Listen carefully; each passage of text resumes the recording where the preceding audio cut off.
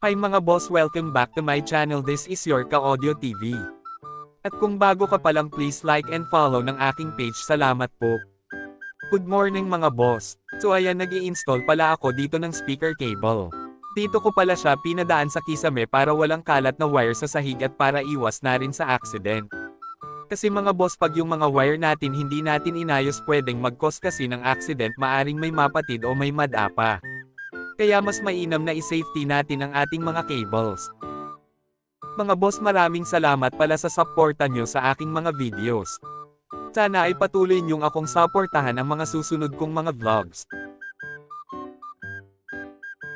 So ayun, balik na nga ako dito sa pag-aayos ko ng mga cable. Dito nga ay nag-ala Spider-Man na ako kung saan-saan na ako sumasabit, parang tanga lang. Kasi tignan ninyo naman ang ginagawa ko. Bumababa at aakyat ulit ako. Ang galing mo naman.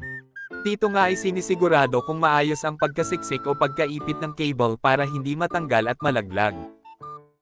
Oo, hindi malaglag. Hindi katulad mo mabilis ma-fall. Char lang. So ayun na nga, ginamit ko na yung mga pinagbabawal na teknik para hindi na ako bumaba. Ginamit ko na lang ang aking paa para may useg yung mesa. At ayan, malinis na yung pagkalinya ng ating mga cables. Ang linis talaga, parang intensyon ko sa'yo. Charot.